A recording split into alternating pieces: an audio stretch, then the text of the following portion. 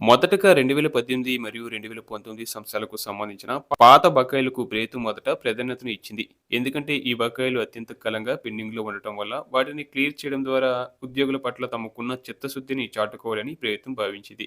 ఈ మేరకు ఆర్థిక శాఖ మరియు డైరెక్టర్ ఆఫ్ ట్రెజరీస్ సంయుక్తంగా ఒక కార్యాచరణను రూపొందించి సిఎఫ్ఎంఎస్ పోర్టల్‌లో పెండింగ్‌లో ఉన్న బిల్లులను ఒక క్రమ పద్ధతిలో క్లియర్ చేయడం మొదలుపెట్టాయి. దీనివల్ల గతంలో బిల్లులు పెట్టినా కూడా ఫండ్ క్లియరెన్స్ కోసం వేచి ఉన్నవారికి ఇప్పుడు మోక్షం లభించినట్లయింది. ముఖ్యంగా పెన్షనర్ల విషయానికి వస్తే వృద్ధాప్యంలో వైద్య ఖర్చులు మరియు ఇతర కనీస అవసరాల కోసం ఈ డిఆర్ బకాయిలు వారికి ఒక గొప్ప ఆర్థిక ఆసరాగా నిలుస్తాయి. అలాగే పెన్షనర్లకు సంబంధించిన బకాయిలను నేరుగా వారి పెన్షన్ ఖాతాలోనే జమ చేసేందుకు ట్రెజరీ అధికారులు చర్యలు చేపట్టారు. గతంలో బ్యాంకు ఖాతాలు క్లోజ్ అవ్వడం లేదా ఇతర సాంకేతిక లోపాల వల్ల ఎవరికైతే డబ్బులు జమ కాలేదో అటువంటి వారి వివరాలను మళ్ళీ సేకరించి కొత్తగా బిల్లులు జనరేట్ చేసి మరి నిధులను విడుదల చేస్తున్నారు. ఇది కేవలం ఒక ప్రకటన మాత్రమే కాదు. ఇప్పటికే చాలా మంది పెన్షనర్ల మొబైల్ ఫోన్లకు నగదు జమ అయినట్లు బ్యాంకు నుంచి మెసేజ్‌లు రావడం ప్రారంభమైంది. అలాగే ఉద్యోగుల విషయానికి వస్తే పదవిలో ఉన్నవారికి వారి జీతంతో పాటు అదనంగా ఈ అరియర్స్ అందడం వల్ల వారి కుటుంబ ఆర్థిక అవసరాలు తీరనున్నాయి. ఈ అరియర్స్ చెల్లింపులను ప్రభుత్వం విడతల వారీగా చేపడుతుంది. తద్వారా రాష్ట్ర ఆర్థిక వ్యవస్థపై ఒక్కసారిగా భారం పడకుండా జాగ్రత్త పడుతుంది. ప్రస్తుతం ప్రారంభమైన మొదటి విడతలో దాదాపు 90% మందికి పైగా అర్హులైన వారికి నగదు అందుతుంది.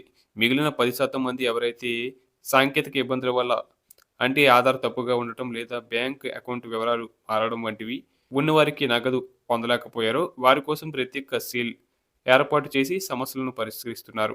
ఈ చెల్లింపుల ప్రక్రియలో పారదర్శకతను పెంచేందుకు ప్రభుత్వం నిధి సాఫ్ట్వేర్ మరియు హెర్బ్ అప్లికేషన్లను పూర్తి స్థాయిలో వినియోగిస్తుంది. ఉద్యోగులు తమ పే స్లిప్ మరియు అరెర్స్ స్టేటస్ను ఆన్లైన్లోనే చూసుకునే వెసులుబాటు కల్పించడం వల్ల కార్యాలయాల చుట్టూ తిరిగే సమయం తప్పుతుంది. అలాగే ప్రతి ఒక్క అడుగులోనూ ఉద్యోగులకు సమాచారం అందుబాటులో ఉంచడం ద్వారా ఎక్కడా గందరగోళం లేకుండా చూస్తున్నారు. అలాగే ఈ బకాయిలపై రావాల్సిన వడ్డీ లేదా జీపీఎఫ్ జమల విషయంలో కూడా ప్రభుత్వం స్పష్టమైన మార్గదర్శకాలను విడుదల చేస్తుంది. ఇక మరొక ముఖ్యమైన విషయం ఏంటంటే ఈ చెల్లింపులు కేవలం రెగ్యులర్ ఉద్యోగులకే కాకుండా ఉపాధ్యాయులకు మరియు ఎయిడెడ్ విద్యా సంస్థల్లో పనిచేస్తున్న వారికి కూడా వర్తిస్తాయి. ముఖ్యంగా విద్యాశాఖలో పనిచేస్తున్న వేలాది మంది స్కూల్ అసిస్టెంట్లు మరియు ఎస్జిటిలకు కూడా వారి అర్హత మేరకు బకాయిలు అందుతున్నాయి. ప్రభుత్వం ఒకేసారి అన్ని విభాగాలకు నిధులు విడుదల చేయడం వల్ల బ్యాంకింగ్ వ్యవస్థపై ఒత్తిడి పెరిగినప్పటికీ ట్రెజరీ అధికారులు రాత్రింబవళ్లు పనిచేస్తూ బిల్లులను ఆమోదిస్తున్నారు. దీనివల్ల రాబోయే కొద్ది రోజుల్లోనే రాష్ట్రంలోని ప్రతి మూలకు ఈ నిధులు చేరుతాయని అధికారులు ధీమా వ్యక్తం చేస్తున్నారు. మీకు ఇంకా డబ్బులు జమ కాకపోతే కంగారు పడకండి. మీ బిల్లు ఏ స్టేటస్‌లో ఉందో ఒకసారి మీ సంబంధిత డీడీఓ ద్వారా లేదా ఆన్‌లైన్ పోర్టల్ ద్వారా చెక్ చేసుకోండి. నిధులు విడుదలయ్యాయి కాబట్టి అది కేవలం సమయం పట్టే ప్రక్రియ మాత్రమే కానీ మీ సొమ్ము ఎక్కడికి పోదు.